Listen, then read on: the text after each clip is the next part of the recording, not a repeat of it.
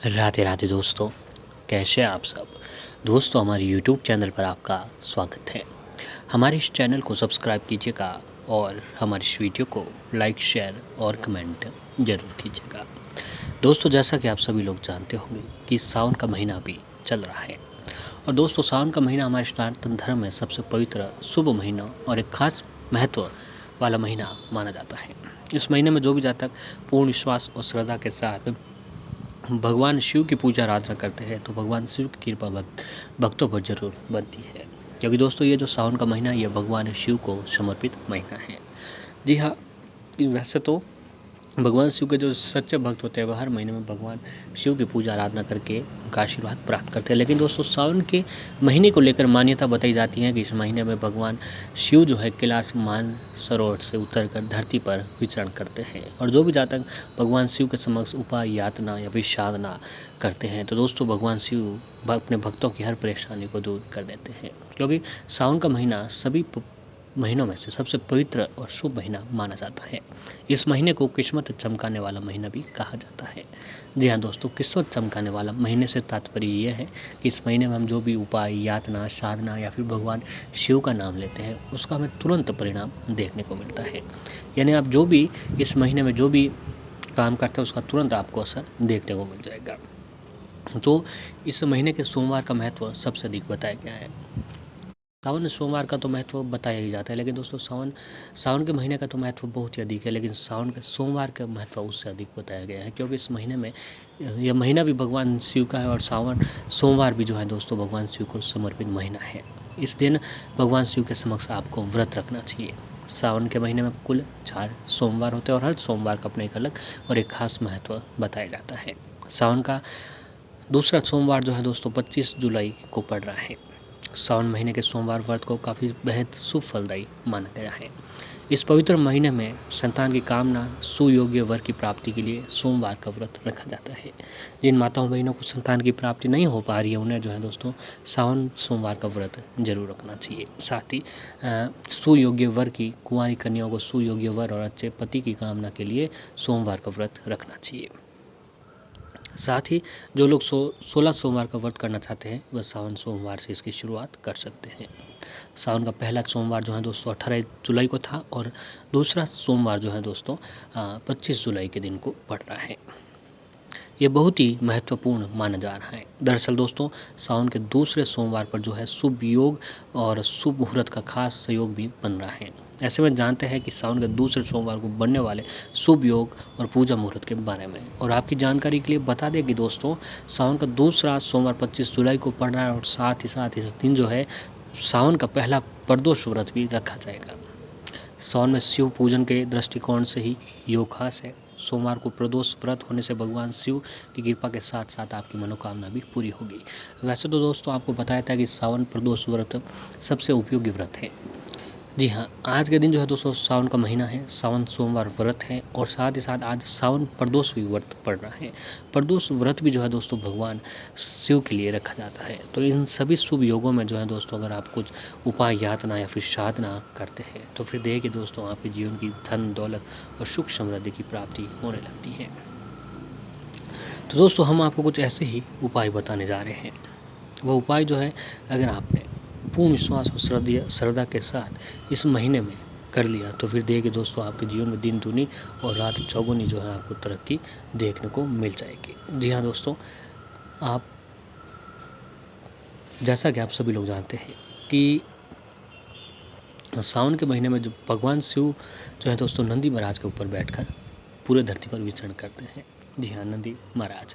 जी हाँ, नंदी महाराज भगवान शिव का जो है वाहन है और नंदी महाराज से जुड़ा हुआ ये उपाय अगर आप सावन सोमवार और सावन प्रदोष व्रत पर ये उपाय अगर आप आज के दिन करते हैं तो फिर देखिए दोस्तों जीवन में दिन दूनी और रात चौगुनी आपको तरक्की देखने को मिलती है। अक्सर आपने शिव मंदिरों में देखा होगा कि भगवान शिव के सामने बैठे वाहन नंदी के कान में अपनी मनोकामना सभी लोग कहते हैं। उन्हें विश्वास होता है कि नंदी के कान में कही गई बात भगवान शिव तक जरूर पहुंचती है और वह पूरी होती है। क्या ऐसा सच में होता है? तो आप कहेंगे कि भगवान शिव जब साक्षात बैठे हैं तो फिर दोस्तों नंदी के माध्यम से अपनी बात पहुंचाने का क्या तात्पर्य है? तो इसके लिए सीधे शिव जी से तो कही जा सकती है, तो आज हम आपका इसका राज भी बताते हैं। दोस्तों, नंदी भगवान शिव के प्रमुख गणों में से एक है। कहा जाता है कि नंदी पूर्व में शिलाद ऋषि थे, जिन्होंने हजारों वर्षों तक घोर तपस्या करके भगवान शिव को प्रश्न किया था। उनसे ये वरदान पाया कि वह सदैव उनके साथ रहेंगे। शिलाद ऋषि की तपस्या से प्रश्न होकर भगवान शिव ने उन्हें अपने वाहन के रूप में सदैव अपने साथ रखने का भी वचन दिया था। तभी से वह नंदी के रूप में शिव जी के साथ रहते हैं। शिव पुराण के अनुसार भगवान शिव सदैव तपस्या में लीन रहते हैं। वे बंद आंखों से संपूर्ण जगत के संचालन में सहयोग करते हैं, जबकि नंदी चैतन्यता का प्रतीक है, जो खुली आंखों और खुले कानों से व्यक्त अव्यक्त बातों का वहन करते हैं। पुराणों के अनुसार भगवान शिव की तपस्या में किसी भी प्रकार का विघ्न न पड़े, इसलिए नंदी हमेशा चैतन्य अवस्था में उनके तपोस्थल के बाहर तैनात रहते हैं। जो भी भक्त भगवान शिव के पास अपनी समस्याएं लेकर आते हैं, उन्हें नंदी वहीं रोक लेते हैं और किसी बाहरी विघ्न से शिव जी की तपस्या भंग न हो, इसलिए भक्त भी अपनी बात नंदी महाराज के कानों में कह देते हैं। शिव की तपस्या से बाहर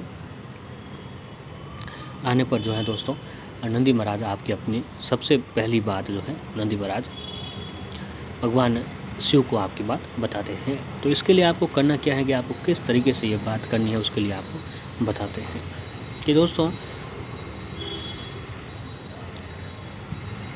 भी आप नंदी महाराज के कान में बात बोलते हैं, वो जस की तस भगवान शिव को बता देते हैं।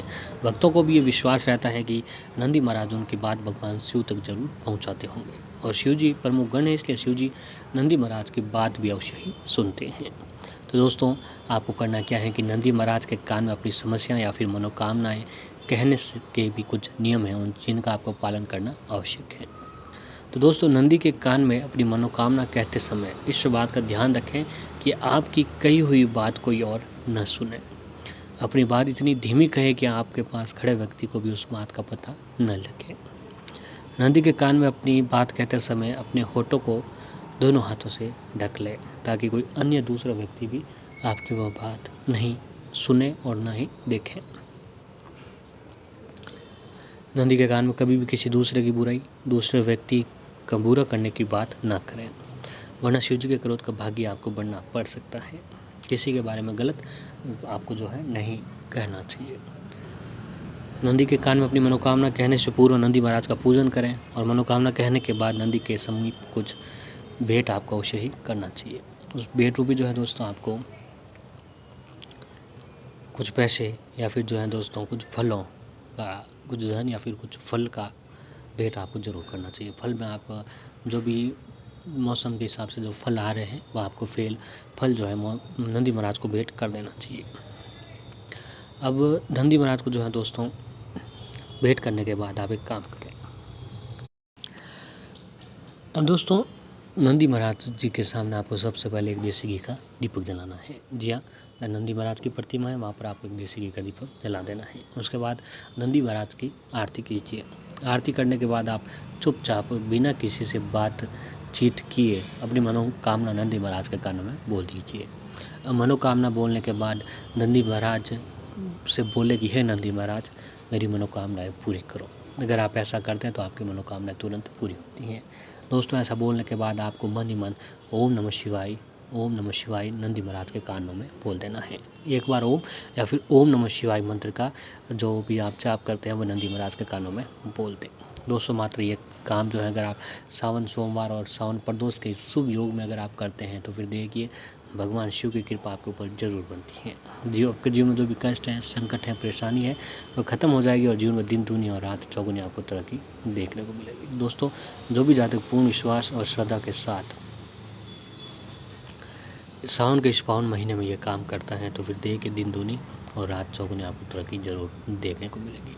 भगवान शिव की विशेष कृपा बनेगी और घर में जो भी कष्ट, संकट, परेशानी है, वो खत्म हो जाएगी। और दोस्तों, आज के सावन के किसी भी दिन या फिर सावन सोमवार के दिन आपको जहाँ कहीं पर भी नंदी दिखाई दे, उस नंदी को जो है दोस्तों हरी घास या फिर हरा पालक आपको जरूर खिलाना चाहिए। हरी घास और हरा पालक खिलाने से नंदी महाराज प्रसन्न होते हैं और भगवान शिव की भी आपके ऊपर विशेष आशीर्वाद बना रहता है।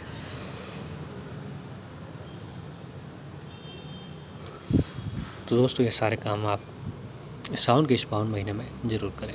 जीवन में दिन दूनी और रात चौगुनी तरक्की देखने को मिलेगी और माता रानी का विशेष आशीर्वाद भी आपके ऊपर बना रहेगा। जो भी जातक ये काम करता है तो उनके जीवन में कभी धन दौलत की कमी नहीं रहती है।